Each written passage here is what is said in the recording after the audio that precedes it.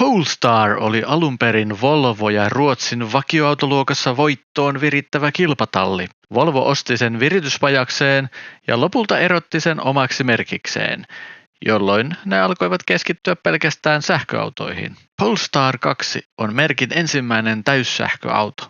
Autossa on kunnon teholukemat ja 3 vaihtoehtoa voimansiirtoon. Meillä oli nyt testattavana Long Range Dual Motor-versio, eli isolla 78 kilowatin akulla ja 4-vedolla.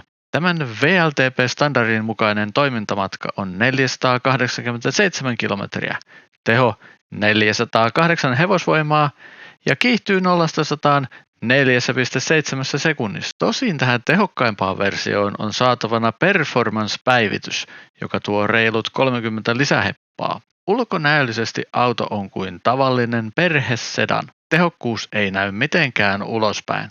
Näyttävin osa on keula, joka varsin pystysuoralla muodolla ja jäähdytin ritilämäisellä koristelulla on se, mikä itsellä kerää huomion. Sedanmaisuudesta huolimatta tavaratilan luukku aukeaa takalasia myöden. Konepelin alta löytyy frunkki eli etutavaratila ja sillä on kokoa 41 litraa. Muutoin siellä ei lasinpesunesteen täyttöaukkoa lukuun ottamatta olekaan mitään. Takatavaratila on 405 litraa, kun mukaan lasketaan latausjohdoille tarkoitettu syvennys. Tavaratila on matala, mutta pelkkiä laukkuja ja muovikasseja menee ihan kivasti. Mikäli tavaraa on paljon, latausjohtojen kaivaminen syvennyksestä vaatii kärsivällisyyttä ja ehkä tavaroiden siirtämistä. En löytänyt ulkopuolelta mitään nappia luukun avaamiseen. Se onnistui vain kaukosäätimestä tai auton sisällä olevasta napista.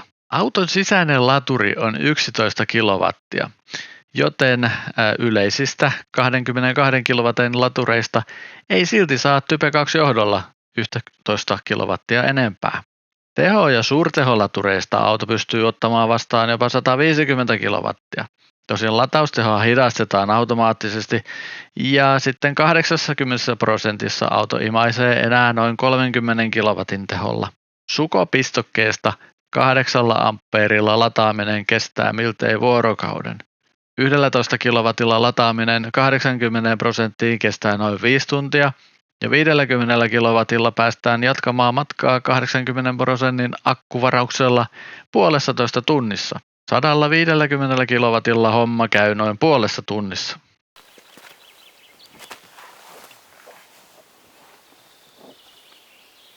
Takapenkit on melko kovat, mutta niissä on aika hyvä istua, myös aikuisten. Lasten istuimessa korkea junioriversio ei viiston kattolinjan takia mahdu ollenkaan. Takapenkkiläisiä hemmotellaan omilla ilmastoinnin säätimillä sekä 2 USB-C-paikalla. Perus USB-liittimiä autossa ei ollut missään.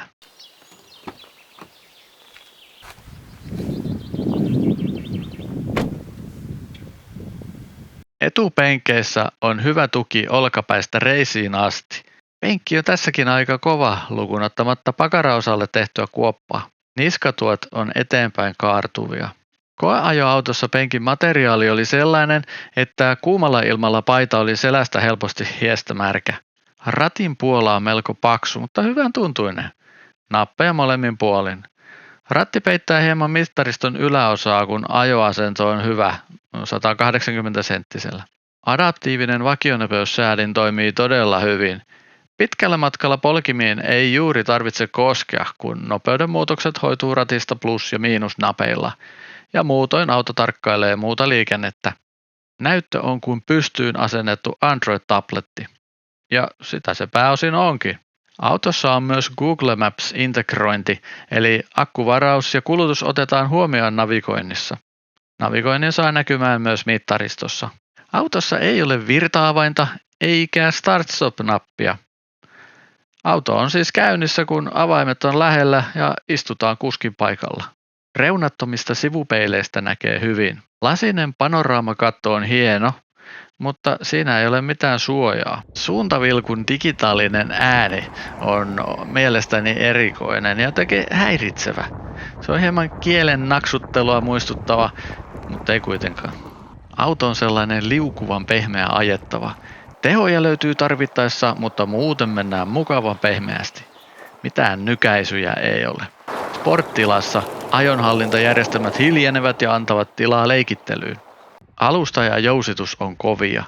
Suomen tiestön kuopat tuntuvat melko pahalta, lukunottamatta nimismiehen kiharoita, jotka auto sitä vastoin ottaa vastaan pehmeästi. Halutessaan voi asetuksista valita myös yhdellä polkimella ajon. Tällöin kaasupolkimen nostaminen aiheuttaa voimakkaan moottorijarrutuksen.